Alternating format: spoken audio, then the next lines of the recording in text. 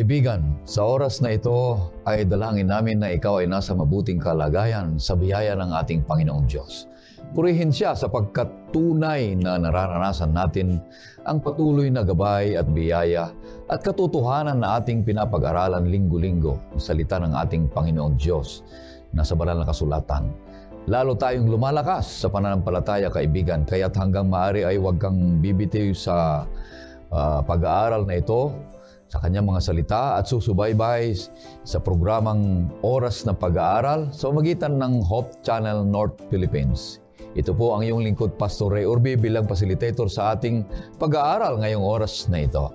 Binabati ko ang lahat ng mga viewers natin sa buong mundo, sa may Southwest France, Milan, Italy, sa may Japan, sa may Taiwan, sa may Tel Aviv, Israel, sa may Dinalupihan, Bataan, sa may Pila, Bicol, Mangaldan, Pangasinan, sa may Camotes Island, Cebu, Mati City, sa may Talisay, Negros, Gumaca, Quezon City, Padre Burgos Leyte, Palayan City, Tabuk City, at si butihing Mayor Dante Esteban at ang kanyang mahal na pamilya sa may Kalintaan, Occidental Mindoro. Katapos lang natin na na-organize officially ang Mindoro Islands Mission last January 12, ang linggong yon, at lahat na di ko pa nababanggit, kaibigan, maging saan ka man ngayon, ay pagpapalain ka, kaawaan ka, biyayaan ka ng ating Panginoong Diyos. Maraming salamat sa mga nagsusulat sa comment section na nagbibigay sa amin ng inspirasyon. Dalangin namin na kayo ay palakasin ng ating Panginoong Diyos. Ang ating mga kasama dito sa studio ay ang ating mga kamanggagawa ng ating Panginoong Diyos. Ang una dito ay si Pastor Joel Abunales Jr. Siya po ay nakikita natin sa kanyang programang Dear Pastor. Kumusta ka, Pastor Joel? Mabuti naman, Pastor Urbi. Binabati ko lahat ng mga manonood po natin. Saan man dako po kayo. Nais ko pong ipaabot sa inyo na ako po ay bumabati at kahabagan nawa kayo ng atin pong Panginoon. Bago ko tapusin ang aking pagbati, Pastor, may mga nagpapabati sa atin, mga viewers galing sa iba't ibang bansa. Yan, nakita ko kasi dun sa comment section. Si Mayet Romeo Reyes from Loma Linda, California. Ayan. Si Joselito Balieser from Vienna, Austria. Si Maria Chavez from Australia, Sydney. And si Matthew Burse galing dyan sa may Bicol. Pagpalain po kayo ng Panginoon, naway sama-sama tayo matuto sa atin pong pag-aaral. Ang pangalawang makasama natin dito sa studio ay si Pastor Jerry Stabilio. Siya po ang ating Stewardship Director ng ating North Philippine Union Conference. Kumusta kayo, Pastor Jerry? Maraming salamat, Pastor Ray. Mabuti naman at purihin natin ang Panginoon tayong tatlo uli magkakasama upang ating ihatid ang mga kapatid sa isang kapakipakinabang at malagong pag-aaral. Kayo po ay patuloy namin inaanyayahan na sumubaybay dito po sa oras ng pag-aaral at tayong lahat ay sama-samang lumago sa pananampalataya at pagkakilala sa ating Diyos. Sa ating pagpapatuloy, kaibigan, naitkis ang anyayahan sa maikling panalangin. O mahal na Diyos, sa maraming banal na luklukan ay sa mga langit, narito ang iyong mga lingkod, mag-aaral ng iyong mga banal na salita. Pagpalain nawa, Panginoong Diyos, na nawa ang banal na Espiritu ang siyang lumuklok sa amin. At upang magkaroon kami ng karunungan at katalinuhan na maipaliwanag at maging isa kabuhayan ang mga salitang ito na nagmumula sa inyo. Patawarin kami, Panginoon Diyos, sa aming mga kasalanan. Ito hiling namin sa pangalan ng aming Panginoong Jesus. Amen. Ang ating temang pag-aaralan ngayong buong trimestre, patuloy tayong pinapag-aralan mula Enero hanggang Marso, ang pamagat na mga awit dito sa ating Bible Study Guide. Papag-aralan natin dito ang tagpuan ng Diyos at ang tao ng puso sa puso. Pag-aaralan natin dito ng mga awit ay punong-puno ng pagpapahayag ng panalangin, kagalakan, mga daing at lalo-lalo ng mga papuri. At ang mga awit na ito ay nagbibigay ng pagtitiwala at pag-asa sa mga pangako ng ating Panginoon Diyos na kailanmay hindi siya nagpapabaya sa bawat isa sa atin. At ang ngayon ay nasa pang-5 paksa na tayo na ating pag-aaralan ngayong linggo ay may pagat na pag-awit ng awit ng Panginoon sa banyagang lupain. At ang talatang sauluhin ay matatagpuan sa awit 137 verse 4. Ito pong sabi, paano namin aawitin ang awit ng Panginoon sa isang lupaing banyaga? Alam nyo, nung nakarang linggo, kapatid, kaibigan, ay pinag-aaralan natin ang Panginoon Diyos ay aktibong nakikinig na handang sasagot sa lahat ng mga panalangin ng bawat isa sa atin at siya'y nagliligtas lagi sa bawat lubhang kalagayan natin sapagkat siya ay nasa kanyang santuaryo bilang ating kanlungan, bilang ating kalasag, ang ating lakas, at siya ang ating bato at muog o tower ng bawat isa sa atin. Kaya hindi tayo nawawalan ng pag-asa. Patuloy tayong nagtitiwala sa ating Panginoong Diyos na siya ay sasagot sa ating panalangin. At yun ay pinagpapatuloy nating pag-aaralan ngayong linggo na ang Diyos ay patuloy na magbibigay sa atin ng tagumpay at patuloy na tayo magwawagi sa lahat ng mga kabagabagan sa buhay ng bawat isa sa atin, kaibigan. Kaya ngayong linggo naman ay tatalakayan natin kung ano po ang gagawin ng bawat isa sa atin. Ganon din ang Diyos sa bawat isa sa atin, liban sa ating mga panalangin. Kaya may tatlong bahagi na tatalakayan natin sa oras na ito at sa ngayong linggong ito na sama rin ang ating leksyon, kaibigan. Kaya ang tatlong ito ay una, focused on God amid suffering. At ang pangalawa ay focus on His presence amid silence. At ang pangatlo ay focused on His ways in the past. At ang ito ay ipapaliwanag sa atin, unang-una ay si Pastor Joel Abonales. Pastor Joel, anong ibig sabihin ng focus on God amid suffering, ang background nito? Ayan, maraming salamat Pastor at napakaganda ng atin pong leksyon para po sa linggo na ito kasi tumatalakay ito sa sin and suffering at nakakatuwa, no? Nakaka-surprise kasi even ang aklat ng mga awit ay tinatalakay yung tungkol sa mga pakaramdaman, mga hindi maipaliwanag na mga pangyayari. Kaya dito makikita natin sa ating leksyon sa point number 1 na binanggit ni Pastor Urbi na while nararanasan natin yung sickness, suffering, pain, mga tribulation, we can still focus ourselves sa Panginoon at sa kanyang pwedeng magawa sa panahong tayo ay nahihirapan. Bagamat wala pong hindi ina-address specifically ng Psalter or ng Psalm o yung mga specific question pero merong mga idea dito tungkol sa suffering na pinagdadaanan from historical context. Kasi sa bayang Israel, alam naman natin na sila ay mga sinasakop, alam natin na once sila ay sinakop ng isang makapangyarihang bansa or mga neighboring country, alam mo yun, nagkakaroon sila ng mga pagkakabuwag-buwag and even yung kanilang mga practices sila ay sinasakop. May mga nangyayari na parang namamatay maging sa grupo nila pag hindi sila nagpasakop. Ito yung concern na ina-address dito sa aklat ng mga awit. Sa historical perspective, merong lamentation sa Psalter kapag ka merong distraction sa kanilang minamahal na Jerusalem, at may mga pagki-question, even ito si Asaph, di ba? Mapapansin natin, merong Song of Asaph dito na kanyang tinatanong yung na how long na sila ay mahihirapan. Take note, pinag-aralan natin sa nakalipas na pag sinabi ng biblical writer na how long, hindi ito kini-question yung authority, hindi dito kini-question yung power ng Diyos, kundi ito ay isang expression ng may pag-asa, isang expression ng isang tao na naglulong sa kapangyarihan ng Diyos. And take note, hindi lamang naglalament ang Psalter sa suffering na dulot ng mga distraction sa kanila ng neighboring country, kundi ang lamentation din dito ng Psalter ay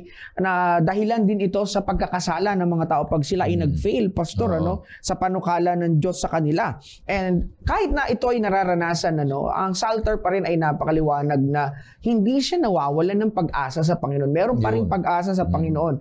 Siguro, Pastor, ito magandang pakibasa yung confidence niya Asaph dito sa may 79, talatang 11 or Psalms chapter 79, verse 11.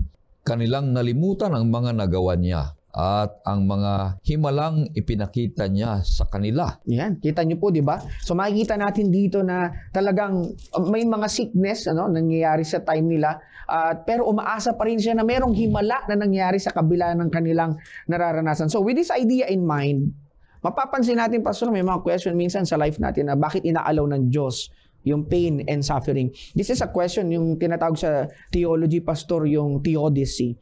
Ito yung parang an attempt to explain the justice of God in the face of evil and suffering. Parang meron bang justice ang Diyos sa suffering nararanasan ng isang tao?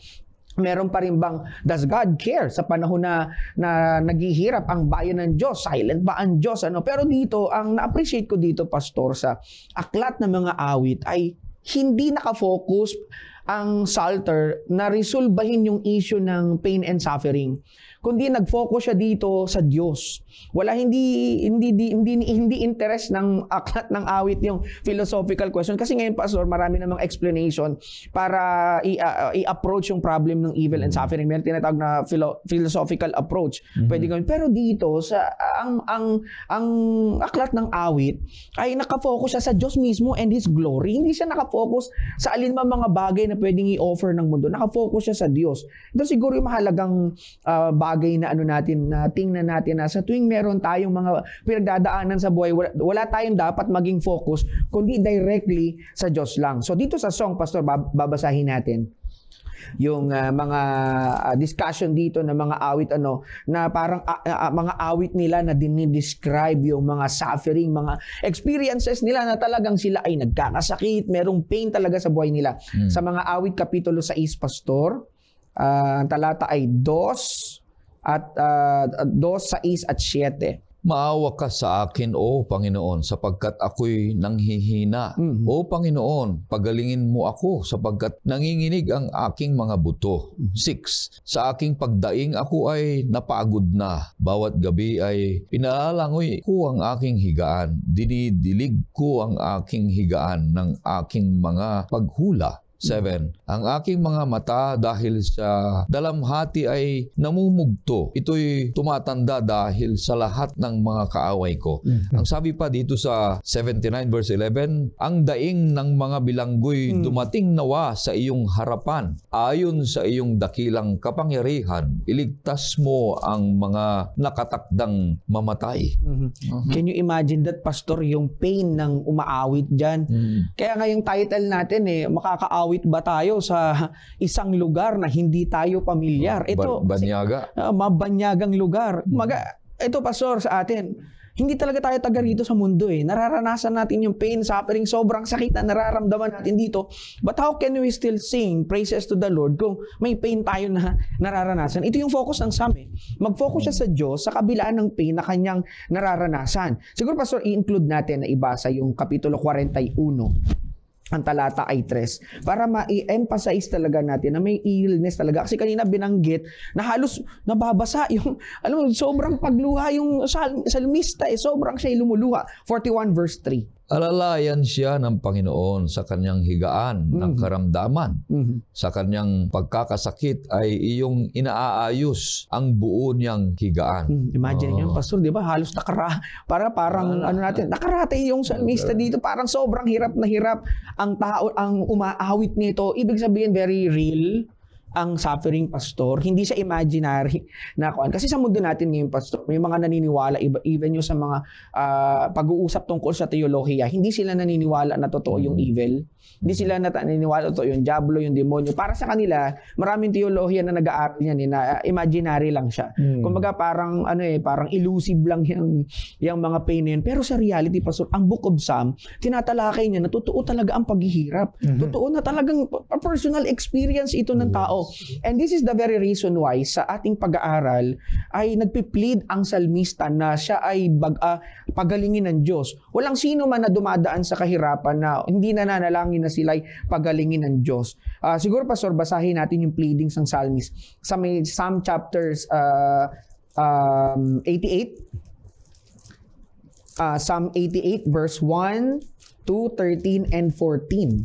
Mga awit, kapitulo 88, talatang 1, 2, 13 at 14. O Panginoon, Diyos ng aking kaligtasan, ako'y dumaing araw at gabi sa harap mo. Paratingin mo nawa ang aking panalangin sa harapan mo. Ang iyong pandinig sa aking daing ay ikiling mo. 13.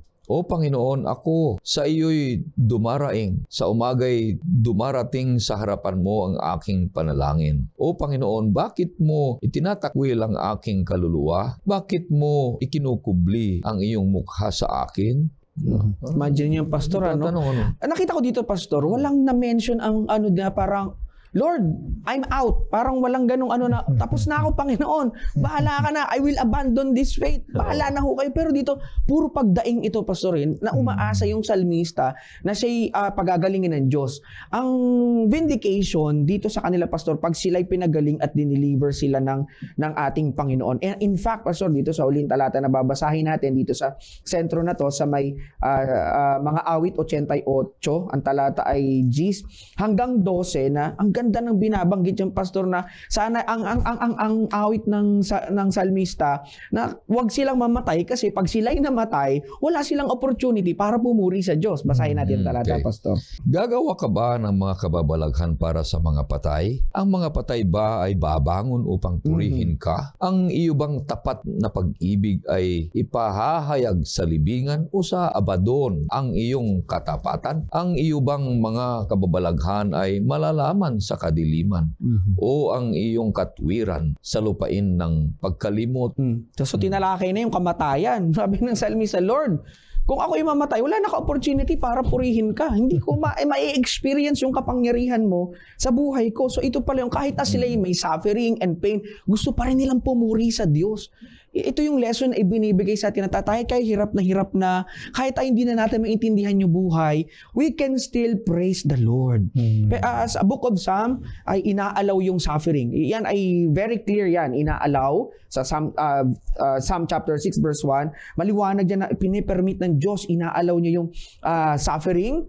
And hindi rin inaalis ng salmista yung katotohanan na tanging ang Diyos ang makakapagpagaling sa kanila. So kung ano man ang pinagdadaanan natin, hindi lang ito about sa nararanasan ng salmista, maging tayo mga kapatid, may personal experience tayo, pero ang mabuting balita dito, ang Diyos kaya tayong pagalingin. Ang Diyos, kahit na tayo ay sa sobrang hirap ng pinagdadaanan, nagkikare ang Diyos sa atin. Ang good news dito, we can still focus sa Diyos sa kabila ng tayo'y nahihirapan. Amen. Maraming salamat sa unang punto, Pastor Joel, na itinutuon natin ang ating sarili, bagamat hindi tayo taga rito at naghihirap tayo sa mga kung ano mga bagay na ating mga nararamdaman ay ituon natin ang ating sarili sa Panginoon Diyos. Mahirap yun. May challenge dito, Pastor Joel, Pastor Jerry, sapagkat maraming mga kapatiran natin, ito tayo, makinig tayo mga kapatid, marami sa atin na kung nagkakasakit tayo at hindi na tayo makahintay sa Panginoon Diyos, at kung minsan ay nawawalan na tayo ng pag-asa, saan tayo ibang pumupunta? Oo, pumupunta tayo sa doktor, pero hindi na yung doktor na talagang magbibigay ng paggagaling sa atin, kundi doktor kwak-kwak na. Ano, di ba? Mayroon mga pupunta kung saan-saan na yung mga kung ano-ano mga pinaiikot-ikot dyan. Tapos, ikaw ay ikaw ay nakasagasa o kaya ikaw mga ritual. Oo, ano mga, kaibigan at kapatid, huwag tayong pupunta dyan sapagkat sinasabi ng Banal na Kasulatan noong unang-una pa na yan ay gawain ng mga kaaway para malinlang tayo at hindi na tayo tutuon sa Panginoong Diyos na nagbigay ng buhay. Oo, pinapahintulutan tayo ng mga bagay na yan dahilan sa kasalanan. Pero tayo maging matatag sapagkat ang kaaway ay laging, minsan ay mga sakit ba? Mga kung anong mga nararamdaman natin na hindi ka nais-nais, ay yan ay ginagawa ng kaaway para umalpas tayo. O kaya sabi mo kanina, I'm out. I'm out. Diba? Alis na ako dyan sa iyo. Hindi wala na akong mahintay sa iyo, Panginoong Diyos. Alis na ako sa iyo. Dito na lang ako. Wag, kaibigan. Huwag tayong pupunta roon. Diba, Pastor Jerry? Yeah, tama. Anong reflections mo dyan, Pastor? Nakatutuwa na ang binukas na bungad ng ating kapatid na si Pastor Joel na pagpapaliwanag ay maintindihan natin kung bakit ang title ng ating lesson ay mga pag-awit sa banyagang lupain. Sa banyagang lupain. Ito pala ay may background po mga kapatid ng pagkabihag ng mga Israel at nalalagay sa masakit na karanasan ang bayang Israel na sila ay halos naghihirap talaga. Ito po'y pighati at gusto talaga nilang makaranas ng kaginhawahan sa kanilang buhay. At ito nga po mga minamahal ay pighati ng pag-asang gusto nilang makita sa ating pong mahal na Panginoon. Kagaya rin po natin, siguro mga banyaga sa ating mga karanasan, ayun niya, yung gusto sana natin ay matiwasay na buhay, gusto natin ay malusog na katawan. Pero bakit dumarating po talaga sa atin yung mga banyagang mga karanasan, yung mga hindi tayo sanay, na nahihinagpis, nahihirapan ang ating kaisipan, nadidepress tayo at nakapagtatanong po tayo ng katulad ng mga tanong na bakit mo ako pinababayaan, Panginoon? Sa Psalms 22 verse 1 na mismo ang Panginoon Jesus ay nagsambit nito, my Father, why have thou forsaken me? No, so ito po nga ay mga tanong na hindi po ito tanong ng kawalan ng pananampalataya, kundi ito po yung mga katanungan na natural na ekspresyon ng mga taong dumadaan sa mga karanasang mabibigat na halos ang kanilang kaisipan ay hindi na makaya. So ang mga sagot nga po dito ay hindi po kayang sagutin ng mismo mga salmista. Pero ang sabi nga po sa atin ay itinuon nila ang kanilang pag-asa at pananampalataya sa Diyos. Bagamat ang presensya ng Panginoon ay tila bagang hindi masalat sa mga sitwasyong iyan, ang ebidensya ng kanyang pananahan ay iba ho talaga yung kanilang ipinakita. Sila ho ay nagbigay ng kanilang pananalig at pananampalatayang ang Diyos ay hindi sila pababayaan. Sa halip, ang Panginoon ay makapangyarihan, nadidinig sa kanila pong mga daing at mga panalangin. Sa mga panahon ng mga paghihinagpis natin, wala tayong ibang pwedeng gawin kundi maghintay. Tayo ay ang Diyos ang ating tawagan at huwag po tayong bibitiw sa mga pananalig at pananampalatayang ang Diyos ay hindi tayo kinalilimutan. Tayo ay hindi lalagpasan ng Diyos. Lagi siyang nariyan at siya po ay may sagot sa ating mga daing ng kagalingan at mga hinagpis sa ating buhay. Maraming salamat. Ayon sa pastor, sinabi mo kanina, ito'y background nila ay maaaring nasa banyaga silang lugar. Sa atin naman ay kung anumang lugar ikaw, ay parang isang bagay na hindi mo kayang kumanta, umawit kung nahihirapan ka. Sa kanila noon isang pagtuya, pakantahin mo yung isang banyagang lugar ay napakahirap. Pero ito'y isang challenge sa atin, hamon, kaibigan. Kung tayo'y may sakit, kumanta tayo. Kung tayo'y takot, kumanta tayo. Kung nasaan man tayo ay binibigyan tayo ng Panginoon Diyos sa awit na ito na isang hamon na kung anumang kalagayan natin ay magbigay tayo ng isang awitin sa Panginoong Diyos. Challenge sa atin. Kaya pupunta na tayo sa pangalawang leksyon natin. Pangalawang punto ay focus on His presence amid silence. Mga kapatid, ito'y paliwanag ni Pastor Joel. Anong ibig sabihin nito, Pastor Joel? Sa paghihintay natin sa Panginoon, Pastor, at mga manonood namin, minsan sa life natin, parang gusto natin dumating na kagad yung sagot. Gusto nating ipanalangin na right away, biglang bumagsak sa langit yung sagot ng Diyos sa ating mga kahirapan. Pero dito sa aklat ng mga awit na ating pinag-aaralan, instead na pilitin ng salmista ang Diyos sa ibagsak lahat, there are times na parang hindi mo marinig ang tinig ng Diyos. Parang feeling natin, sobrang silence ng Diyos sa mga pinagdadaan natin. Kaya maganda tong point number 2 na focus on His presence amid silence. Yes, even ina-admit ng aklat ng mga awit na talagang sa pleadings ay may mga times na tahimik ang Diyos, pero hindi nun ibig sabihin na hindi natin kasama at walang presensya ang Diyos sa buhay natin. Pastor, siguro maganda masahin natin sa mga awit 39. Ayan, Kapitulo 12. Tingnan natin ang sinasabi na yung plea or pakiusap ng salmista dito. Pakinggan mo, O Panginoon, ang aking panalangin at iyong dinggin ang aking daing. Huwag kang manahimik sa aking mga luha, sapagkat ako'y dayuhan na kasama mo. Isang manlalakbay gaya ng lahat ng aking mga ninuno. Inadmit, Pastor, related dun sa title natin. Manlalakbay siya, kagaya ng mga ninuno ko. Parang naalala ko yung kanta, Pastor, this world is not my home. Kaya bakit tayo may pag-iyak? I'm just passing through. Diba? Bakit hindi tayo komportable sa lugar na to, sa mundong ito? Kasi hindi tayo taga rito eh. Hindi talaga ito yung bahay natin. In reality, sa akin, Pastor, pag pumunta ako sa ibang lugar, hindi po ako komportable. Lalo kapag ako'y dudumi, pag hindi ko bahay, nahihirapan ako magdumi, Pastor, kasi hindi ako makakonsentrate kasi hindi po yung comfort zone ko. Hindi po ako taga doon. Parang nagbibigay ito sa atin ng maliwanag na perspektibo na talagang pag hindi tayo taga doon sa lugar, hindi tayo komportable. Pero nakakaawit pa rin tayo, Pastor. We can be successful. We can be triumphant maging sa lugar na hindi tayo taga doon. At isa pa dito, alam ng salmista na ang Diyos nakikinig yan sa atin. Alam ng Diyos alam ng salmista na nandiyan yung presensya ng Diyos. Tahimik lang talaga ang Diyos. Ina-admit naman ng salmista yan. Pero ang sabi dito, Pastor, basahin po natin sa 37, ang talata ay 7. Kahit na gano'n na, it seems, sa pananaw ng salmista, walang, parang hindi nakikita ebidensya yung gawa ng Diyos sa kanya. Pero ito ang sabi ng salmista, Pastor, sa 37 verse 7.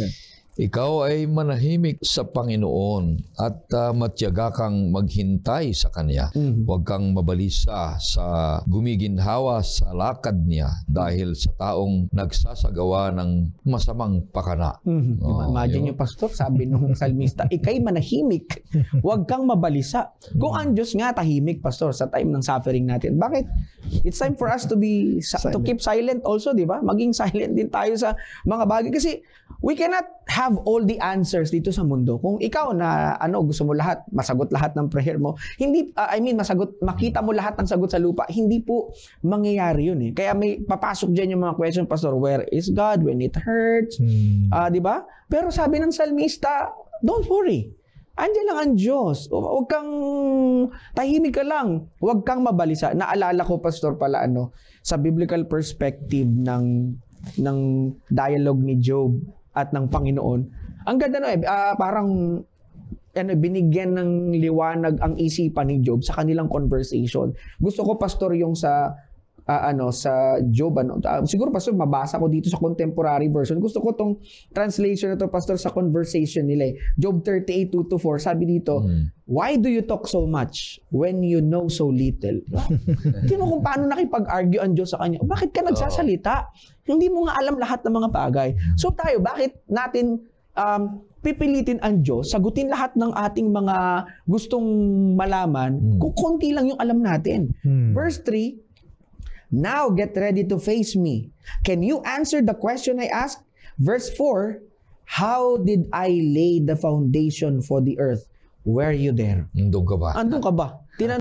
Andun ka ba nung tinatag ko lahat ng mga bagay? So tangi ang Diyos lang may sagot. Hindi natin alam kasi wala tayo dun sa panahon na nandun siya.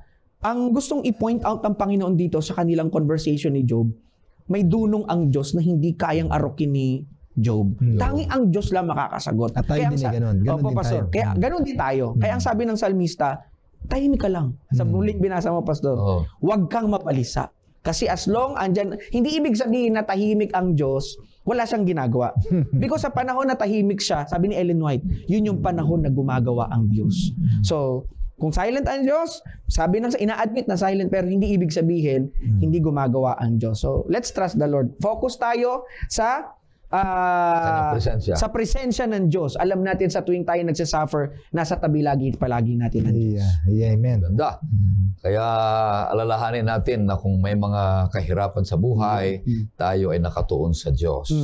Kung hindi man siya sumasagot ayon sa ating gusto o kalooban, ay pakinggan natin ang kanyang silensyo o kaya yung presensya ay mararamdaman natin para tayo lalong tumitibay sa pananampalataya kung nakatuon tayo sa ating Panginoon Diyos at ang kanyang presensya sa ating buhay. Napakaganda ito, kaibigan. ituon natin ang buhay natin sa Panginoon Diyos. Pastor Jerry. Yung mga salmista ay Pastor Joel, ay pag binabasa po natin itong mga chapters na isinuggest sa ating pag-aaral dito po sa ating lesson this week, ay aware po sila na ang presensya ng Diyos ay nariyan. Bagamat dumaraan sila sa matinding mga problema at mga pighati, ay hindi po nawawala ang kanilang pagtitiwala at pananampalataya sa Diyos. At yun po yung tunay na pananampalataya, mga minamahal. Yung talagang sa kabila ng ating mga pinagdadaan ng mga mabibigat at mga problema, ay kaya nating manahimik at maghintay lamang na may pagtitiwala sa lahat ng sagot ng ating Panginoon. Kaya nga doon sa binasa kanina ni Pastor sa 37 verse 7 ay, ikaw ay manahimik sa Panginoon at magtiyaga kang maghintay. Sa kanya yung salita pong magtiyaga ay talagang iba ho yun, Pastor Ray, yung salitang magtiyaga. Talagang hihintayin mo talagang mataman ang gawa ng Diyos. Naalaala ko tuloy yung kwento ni Propeta Elijah, na siya ay pumunta sa isang yungib at doon ay hinihintay niya ang Diyos ay magsalita sa kanya, na inirereklamo niya, wala akong nagawa, Panginoon, sa Israel. Talagang ako na lang nag-iisa, natitira. At patayin mo na lang po ako, Panginoon, at matatapos na itong lahat ng aking stress at mga depression sa karanasan ko dito sa bayan ng Israel. Pero ang sabi po ng storya sa Biblia ay dumaan ang Diyos na parang isang apoy at nabiyak po ang mga bato. Dumaan ang hangin. Dumaan ang hangin at nahati ang mga bato. Kumidlat pero wala ang Panginoon. Pero humangin ng tahimik at ang Panginoon ay nasa hangin. So ang Diyos ay nasa tahimik na boses. Madalas hindi natin marinig ang Diyos, mga minamahal, dahil ang gusto natin palaging mayroong wonders na gagawin sa ating buhay na hindi natin mamalayan na siya pala'y gumagawa na ng tahimik sa ating buhay kasi nga hindi tayo makapaghintay sa kanyang mga sagot. So ang tanging pananampalatayang naghihintay ay maghintay ng tahimik. Amen. Maniwala tayong sa kabila ng mga sufferings, mayroong Diyos na sinasamahan tayo. At hindi man natin siya masalat, hindi naman natin siya makita. Magtiwala po tayo at manampalataya na ang Diyos ay nasa tabi natin at sinasamahan tayo sa lahat ng ating pinagdadaanan. Awitin natin ang may pag-asa, may pananampalataya sa gitna ng mga kahirapan.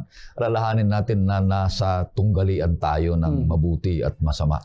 Dahil sa kasalanan ay inaagaw tayo ng kaaway.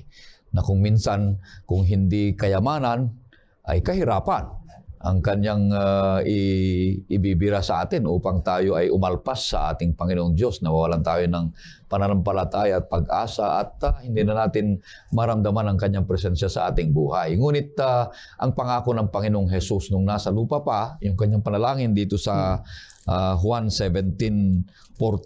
Gusto kong basahin nga dito, mga kapatid. 2:16, sabi niya, ito maganda. Ibinigay ko sa kanila ang iyong salita at napuot sa kanila ang sanlibutan sapagkat hindi sila taga-sanlibutan. Gaya ko naman na hindi taga-sanlibutan. Ito yung panalangin ng ating Panginoong Jesus. Hindi ko hinihiling na alisin mo sila sa sanlibutan, kundi ingatan mo sila mula sa masama. Hindi sila taga-sanlibutan na gaya ko na hindi taga-sanlibutan. Kasi sinabi mo kanina, tayo'y taga-langit. Dahil tinanggap na natin ang ating Panginoong Jesus. Oo, ang pagtanggap natin sa ating Panginoong Jesus ay hindi ka libre sa mga paghihirap, sa mga kung ano mga pagsubok sa buhay, kundi patuloy kang tumitibay sa Kanya sapagkat umaasa ka na ang Panginoong Diyos ay sa iyo at tutulungan ang bawat isa sa atin. Kaya nagiging natural na ang buhay mo na merong pag-asa, may pananampalataya sa Panginoong Diyos na may mga kahirapan sa buhay. May mga daing sa buhay. Ngunit sa gitna ng mga iyan ay patuloy kang aawit kahit ikaw ay hindi na taga rito. Taga langit ka na. Ay punong-puno ang iyong labi ng iyong isipan, ang iyong puso, ng awitin, Amen. papuri sa ating Panginoong Diyos, sapagkat sabi niya, hindi ka na taga lupa. Ang kinakanta mo at inaawit mo ay mga kantang Ganda. awiting mga tagalangit na. Ano, Pastor? Kaya yung pangatlo, punta na tayo sa pangatlo. Anong ibig sabihin, Pastor? Yung pangatlo ay focus on His ways, kasi malapit na ang ating oras. Focus on His ways in the past. Anong ibig sabihin nito, Pastor Joel? Meron yan, Pastor, na retrospective element. Para pag sinabi kasi nating retrospective, nagdidil yan sa nakalipas. Kung ano yung event na nangyari Oo. sa nakalipas. Napaka-importante niyan, Pastor. Kaya natutuwa ako nung pinag-aaralan ko to. Grabe ang salmista. Talagang kiniklaim niya na ang Diyos. Kaya totoo yung Bible eh.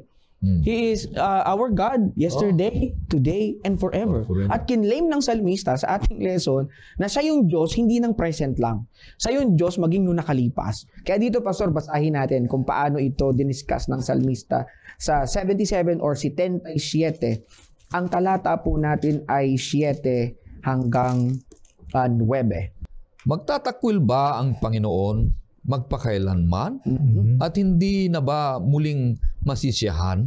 Ang kanya bang tapat na pag-ibig ay huminto na magpakailanman? Ang kanya bang mga pangako sa lahat ng panahon ay nawakasan? Nakalimot na ba ang Diyos na maging mapagbiyaya? Sa kanya bang galit ay isinara niya ang kanyang awa? Papansin mo dyan, Pastor, pag sinabi kasing pangako, may nabanggit to sa nakalipas. May nangyari talagang pangakuan. Kaya sabi ng awit, nung na-experience, yung sabi ng salmista na, natigil ba ang Diyos sa kanyang pangako? Natigil ba ang Diyos sa kanyang Pag-ibig? pag-ibig at sa kanyang kahabagan? Kaya, Pastor, iakyat natin yung basa sa verse 11. Ang aking gugunitain ang mga gawa ng Panginoon. Amen. Oo, aking alalahanin ang mga kahangahangang gawa mo noong unang panahon. Amen.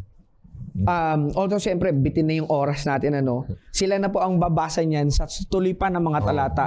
Ang sabi sa binasa mo kanina, Pastor, aalalahanin yung mga gawa ng Diyos.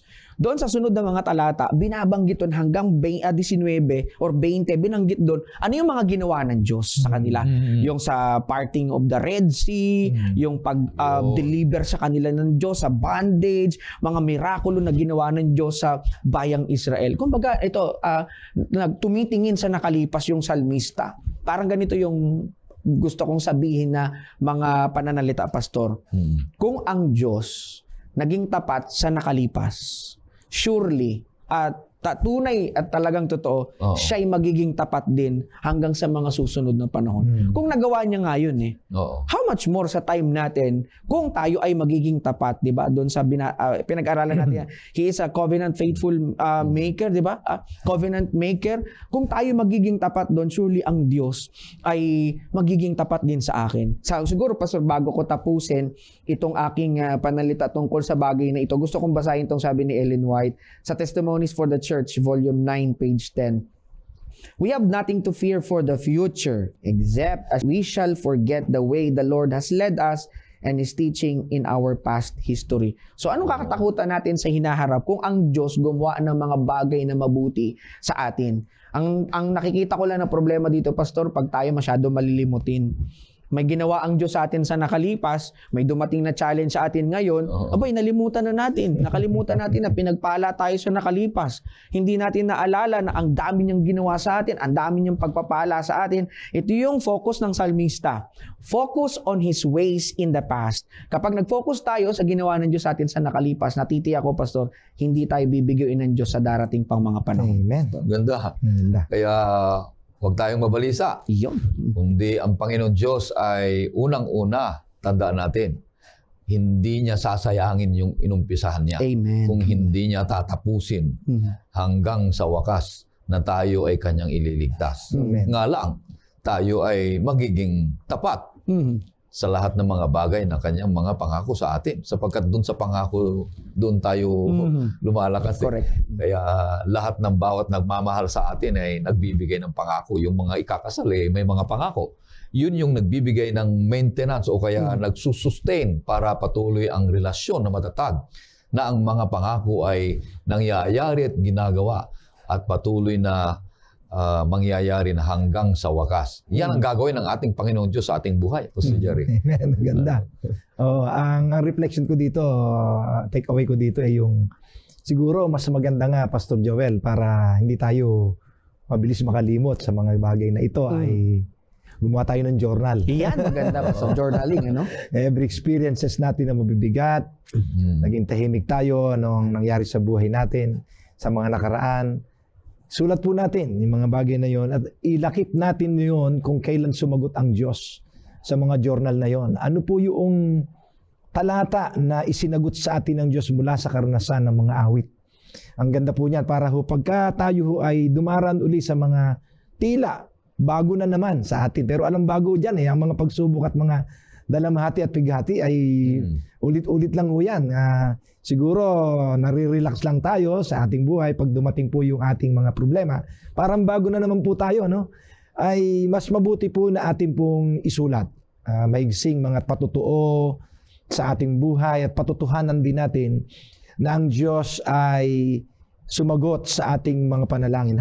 Papaano ho siya nakitungo sa ating mga problema at suliranin, pighati sa nakaraan nating buhay. Para ho, puhunan po natin ito sa pananampalataya natin sa mga pagharap ng mga iba't ibang uri ng mga hamon, pighati at mga dalamhati sa ating buhay. Sama na rin po siguro natin itong Pastor Ray, Pastor Joel, yung 74, no? Sabi may yung unang tanong po sa verse 1 sa mga awit kapitulo 74, sabi, O Diyos, bakit mo kami itinakwil magpakailanman? Tanong na naman yan bakit ang iyong galit ay umuusok laban sa mga tupa ng iyong pastulan? So mayroon po mga binabanggit na mga karanasan dyan, mga problema tungkol nga po doon sa kanilang pagkaalipin at pagkabihag, mga nanunuyang mga bansa na walang kinikilalang Diyos, no? Pero ang sabi po niya dito sa verse 12, may tanong din po sa verse 11, bakit mo inuurong ang iyong kamay mula sa loob ng iyong dibdib? Puksain mo sila. Pero sa verse 12, gayunman ang Diyos na aking hari ay mula ng una na gumagawa ng pagliligtas sa gitna ng lupa. So magtiwala tayo, ang Diyos ay magliligtas. Magtiwala tayo sa Kanya. Gusto kong tignan nyo ang verse 14. Dinurog mo ang mga ulo ng Leviathan. Aba, yan pala yung mga nilalang, ano? Yan, ang aking pong reflection dyan ay hindi po yung sa Leviathan. Ang reflection ko po dyan ay gaano kalaki yun. Mas malaki po ang Diyos doon. Amen. Correct. Mas malaki ang Diyos sa Leviathan. Kaya kung gaano man kalaki ang iyong Leviathan sa buhay mo, mga pigati at mga problema, Pastor Ray, higit na dakila ang ating Diyos. He is huge and great God. And then He is also, verse 16, iyo ang araw at ang gabi man. Iyong inihahanda ang mga tanglaw at ang araw. Ipinapaliwanag lang po dyan sa mga susunod na verses din ng Diyos ay manlalalang. At ang Diyos na manlalalang ay makapangyarihang sagipin tayong lahat sa mga pinagdadaanan nating mga tila panibagong mga karanasan na mga problema at suliranin sa ating buhay. God is great. Amen. Napakaganda. Ang pangatlong punto na focus on His ways in the past. Mag-ingat tayo dito, kaibigan, na patuloy na maging positive ang tingin natin sa mga ginawa ng Panginoon Diyos sa ating buhay. Huwag nating ikumpara ang ating sarili sa mga ibang mga tao, sapagkat kung minsan kinukumpara ng mga sarili sa ibang mga tao, bakit itong mga itong mga masasama? Umuunlad. Pero mayroong sinabi ng banal na kasulatan na ang mga iyan ay sabi sa awit 37, 1-3. Huwag kang mabalisa dahil sa masasama. Huwag kang managhili sa mga masasama ang gawa, sapagkat gaya ng damo sila'y dagling maglalaho. At gaya ng luntiang halaman, sila'y matutuyo. Magtiwala ka sa Panginoon. Amen. At gumawa ka ng kabutihan upang ikaw ay makapanirahan sa lupain at magtamasa ng katiwasayan. Sa Panginoon ikaw ay magpakaligaya. Amen. At ang mga nasa ng iyong puso sa iyo'y ibibigay niya. Kita mo? Kaya kaibigan, huwag tayong mawala ng pag-asa. Huwag tayong mabalisa. Laging tayo ay aawit kung saan mang lugar tayo.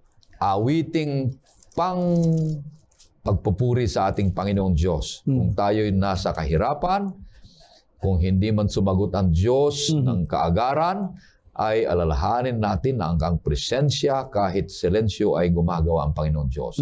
At alalahanin natin yung pangatlo, sabi mo Pastor Ay, yung mga nakaraan na ginawa ng ating Panginoon. Yun ang nagpapatibay na ang Diyos ay hindi siya magpapabaya. Gaya ng mga panalangin at mga karanasan ng mga nagsulat ng mga awitin, mga kapatid. Kaya meron pa tayong last gusto kong dagdagan din, Pastor, yung sa binasa mong talata kanina.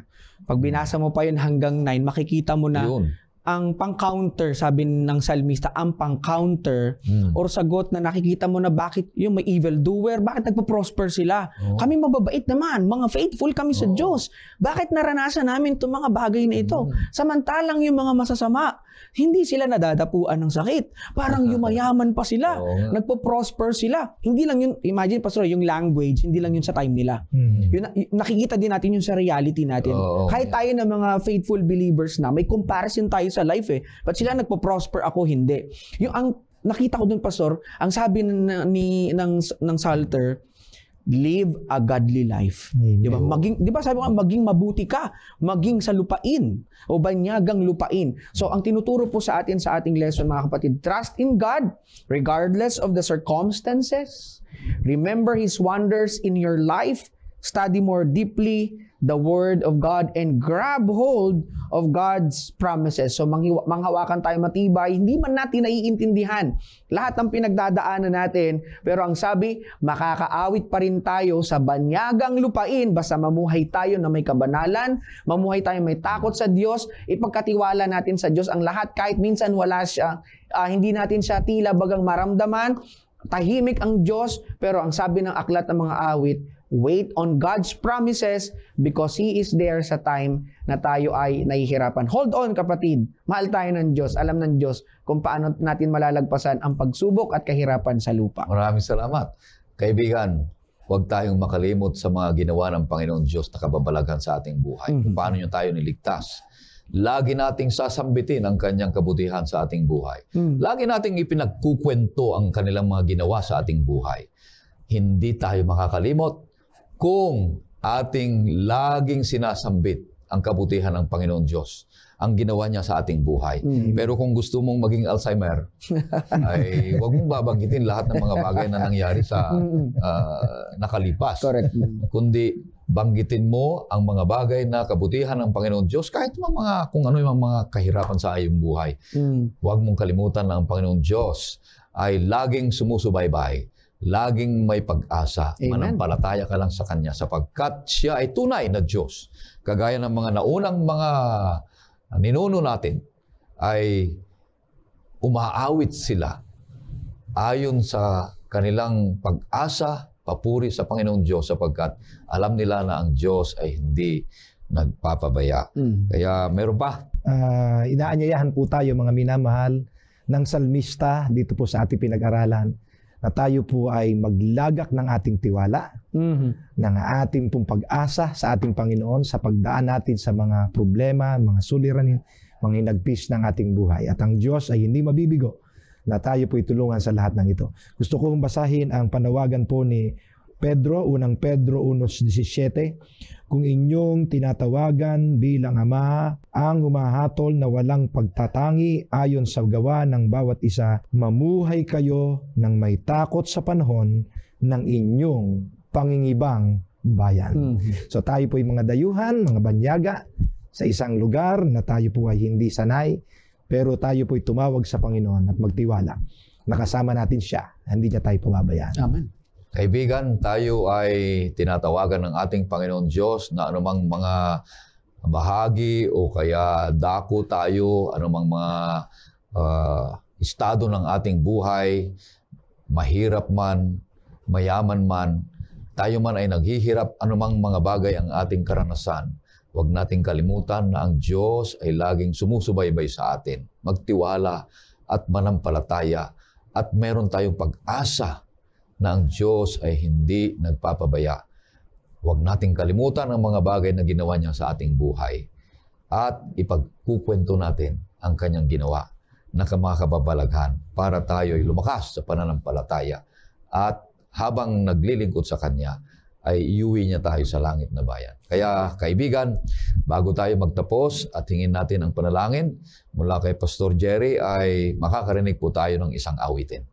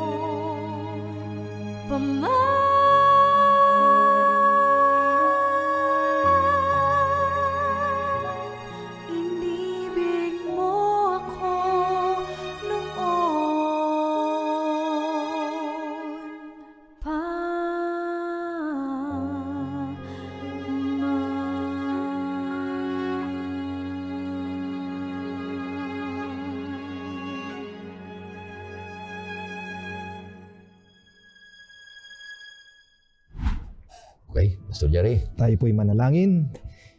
Nagbabalik po kami ng labis na pagpapasalamat sa katuwaang aming pong naranasan na malaman ang mga mensahe ninyo sa pag-aaral na ito ng panibago ng mga talata at mga kapitulo ng mga awit na amin pong binuksan, Panginoon. Tunay na dakila po kayo, Ama naming banal, at hindi po kayo nagpapabaya sa iyong mga anak.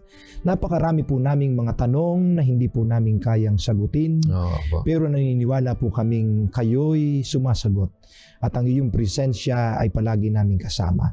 Nagtitiwala po kami sa iyo, Panginoon, sa gitna ng mga maraming pinagdadaanan naming problema at mga suliranin, manghinagpis at mga pighati, mga karamdaman na dumarating sa amin. Nagtitiwala kaming ang iyong pangako ay sapat na kami dadalhin sa iyong kagalingan na ibibigay sa amin.